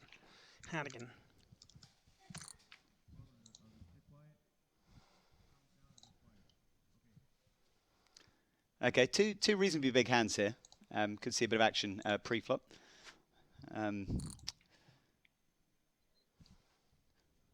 Troy's going to 3-bet here, and I imagine Sam will at least go to a flop, which he does. Pretty good flop for the 2-8s. If Troy bets out here, Sam is certainly shrewd enough to know that he's probably unlikely to be in great shape. He might peel one. Another good card for Troy. Picks up a flush draw. So another undercard to his 8s. Great board here for Vlad, though. Early days in this 11 when the action pumps up at 3-6. I mean, we saw the 5-bet shove at 3-6. Now Vladdy, with already over 15K in the pot, protecting his pocket 8s. He ain't going nowhere.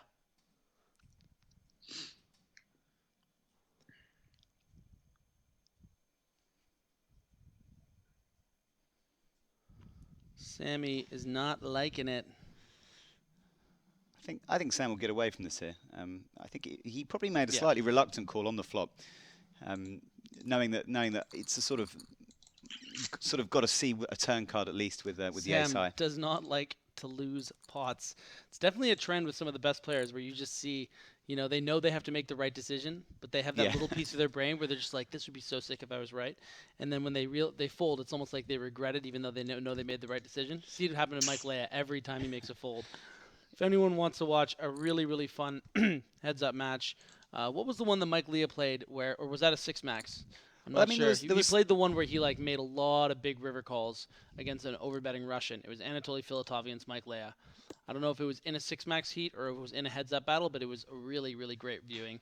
I believe it was 2 weeks ago. There was certainly a very interesting hand yesterday against Raiden Khan, where Raiden Khan made a very strange 3-bet out of the blinds for a third of his stack, and Mike really, really wanted to jam on him with the ace-4. Yeah, it was and great. He almost called, but eventually he let it go. And great river here for Vladimir Troyanovskiy, really getting lucky against Sam Trickett, and it's exactly what he needs to try to secure 3 points for the Wolverines.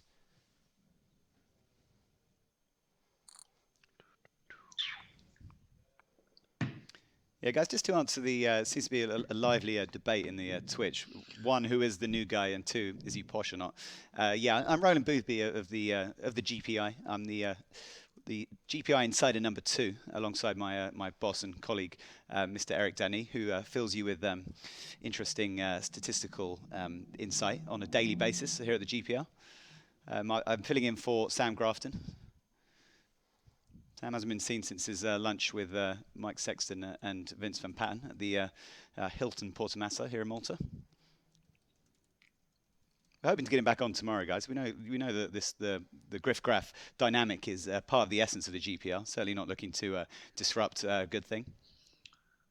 4, 3, 3, 3. Sam really sort of looking agonised with this decision, as he should be.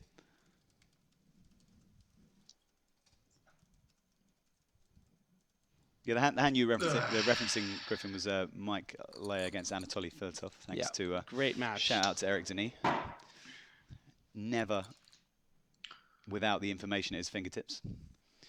2 very pretty hands here. One of them dominated. Certainly a number of interesting flops that could come out.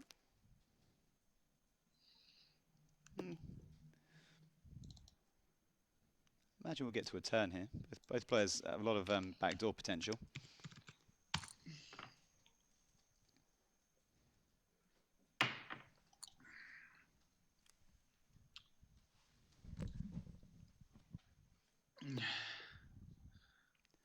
That's not a turn card that improves either player.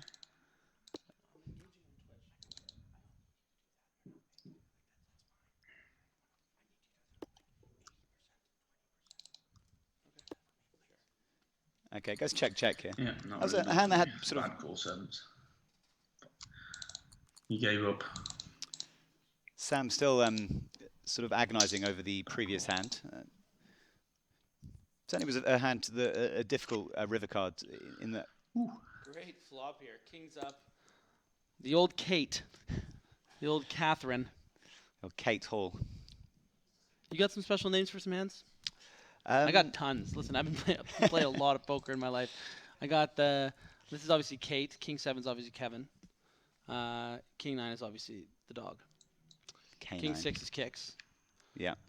King 5 is the knife. I mean, that's just kind of reaching a bit because it's like knife. I don't know. Call it the knife. What else we got? Queen 10 is obviously the Bay. Do you understand why?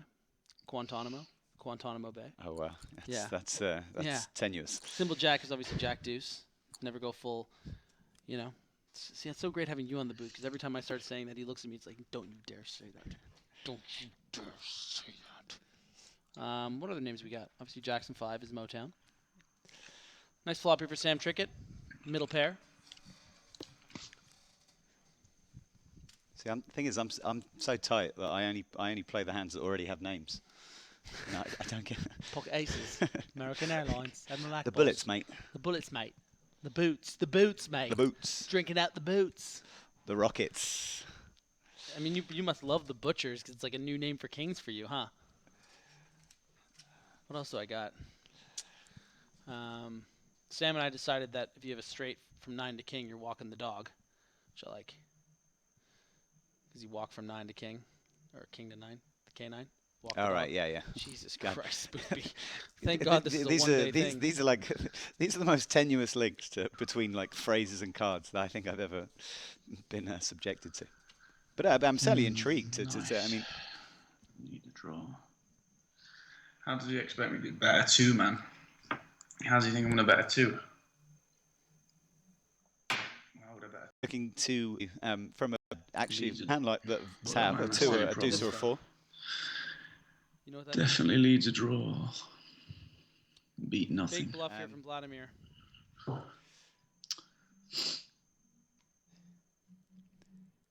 Turning his deuce into a bluff, No and devastation, man. Sam has one of the exact hands. 2 flush that draws would, miss. Would he bluff me? be bluffed successfully in this Would spot. he bluff me if 2 flush draws missed?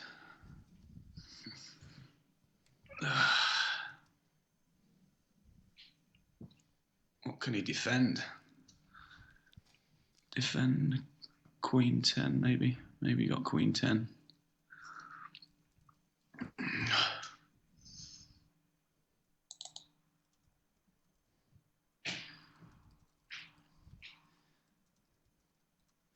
Tough decision.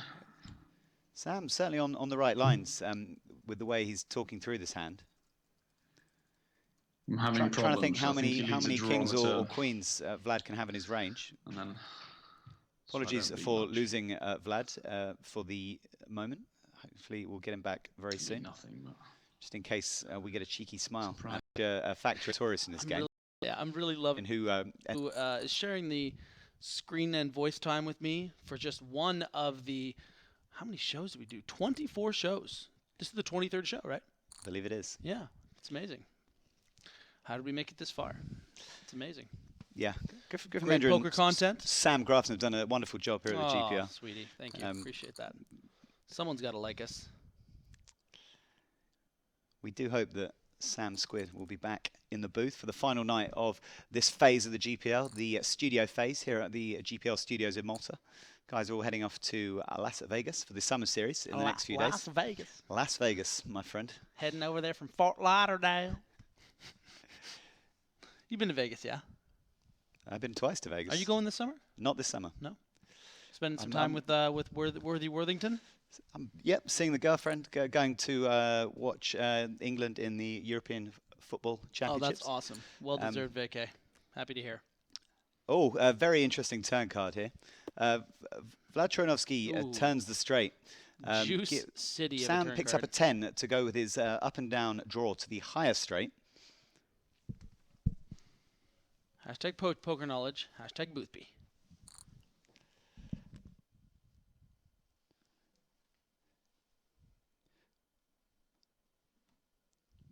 Vlad obviously going for value here. There's a lot of, again, with the low end of the straight, so a lot of bad turn cards for his hand. That is not one of them.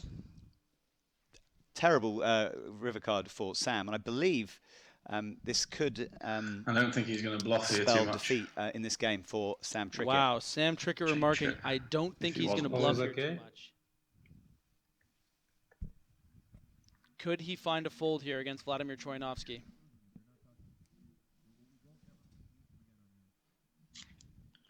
Pretty strong bluff if he does. I'm guessing he's got something if he bets. Certainly has got something, Sam.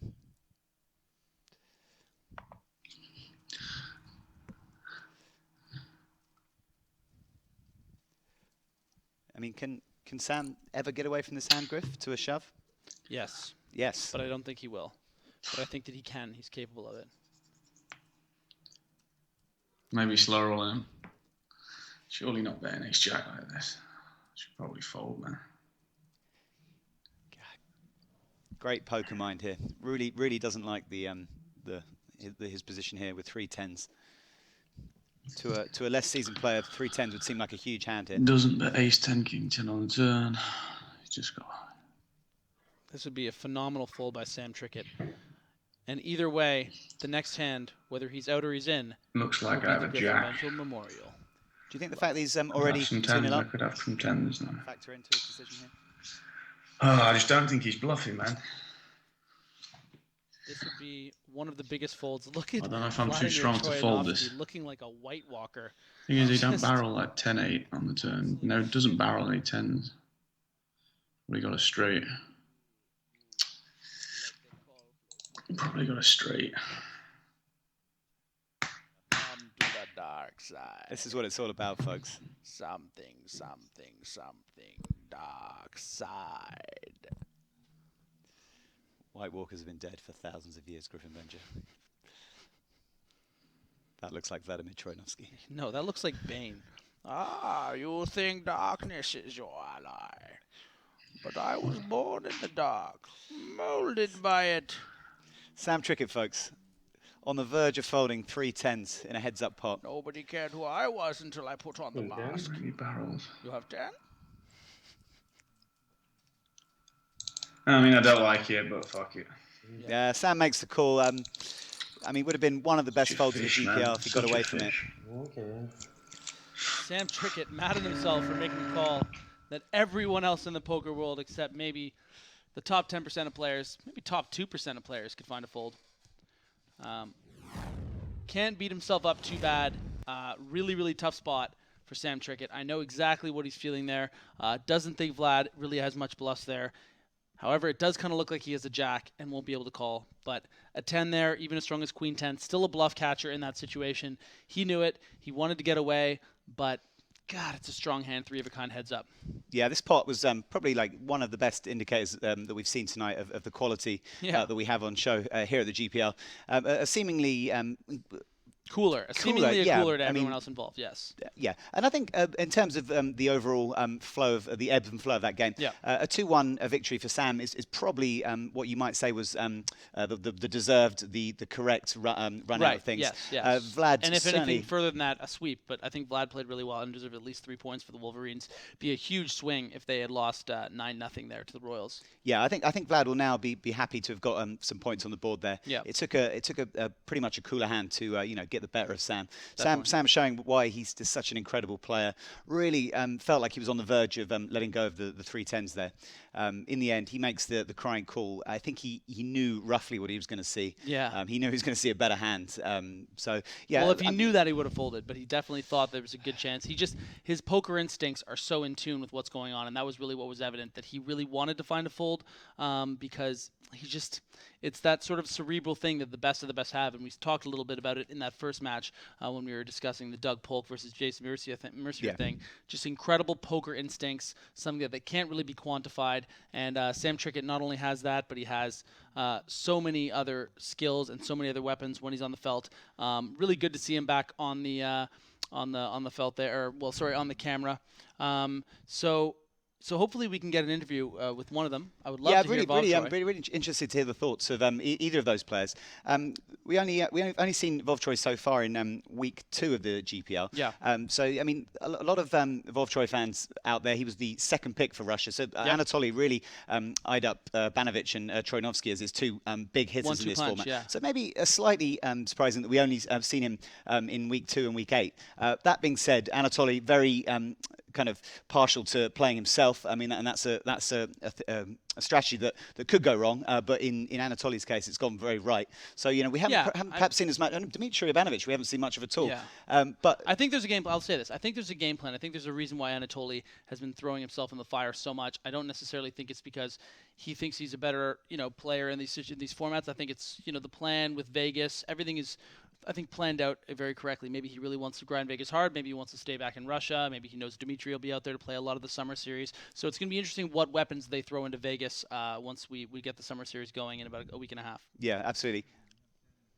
Let's head to Laura, though. She has some standings updates. Obviously, that 3-point swing between those two teams, 6-point swing, really huge for London. Let's see how that affects things. Laura, Corny, the dog. Thanks, boys. Congratulations there to Sam Trickett and the London Royals. 2 games to 1. 6 points for them, 3 points for the Moscow Wolverines. Though Sam Trickett won that, I felt for him there because he was in a bit of a pain there in that very last hand of the match. Obviously deciding to call, but you could tell that he knew it was right to fold, but he didn't do it. Obviously a little bit tilted, even though he still won. Let's take a look at how those points now affect the standings. London Royals are now, look at that, 5 points clear of the Moscow Wolverines. 97 points for them now against 92 points for the Moscow Wolverines. They are now 1 point ahead of the Hong Kong Stars after Nananoko's clean sweep earlier, where he picked up 9 points for them. Paris Aviators now, look how everything has changed. This is kind of crazy. Paris Aviators been coming in top of the league like pretty much the whole of the time that we've been on it during the 8 weeks, and now they are at 4th place and still at the bottom of the table. Those 2 last place finishers, Berlin Bears at the moment and the Rome Emperors, they will not change. They will remain in those last places for the day because they have too much work to do. But that's who we will be seeing a little bit later on. Of course, it will be Berlin Bears, Sorel Mitzi versus Timothy Adams of the Rome Emperors. They will be coming on a little later. Obviously, we saw the debut of Sorel Mitzi last week. Very, very interesting. He didn't pick up so many points in the 6 max, but he managed to win the heads-up match, which was pretty good, and just managed to show us a lot of what was going on in Austin, Texas, and all the coffee shops that he was frequenting, and all the stories he had. So a very colourful character to watch here at the GPL, and we are looking forward to see him a little bit later. Let's head back to the boys, to Roland in the Boothby and to Griffin Benja for a key hand. Key hand Thursday here at the GPL. Key hand this Thursday. is Roland. I'm Griffin. That was a great match between Sam Trickett and Vladimir Troyanovskiy. 6 points for the London Royals, 2 points for the Moscow Wolverines. We just heard how that affected the standings. But one hand stood out. I know we talked about it a lot before, but just as a reminder, this is the last hand of the 3rd match, the only one that Vlad was able to get. Really, really interesting dynamic here, and you can see how pained Samuel Trickett was on this river, despite being in a position where, look, not even 30 big ones effective, having 3 of a kind by the river on a board with a missed turn flush draw, all of these different details. Really, really fascinating to see Sam toiling over this situation so hard. But let's just get to the action here. A min raise from Vladimir Troyanovskiy, pardon me, with the 7-8 off. All starts off fairly innocuously pre-flop, and then this turn sort of reignites the hand into on a path to destruction for Sam.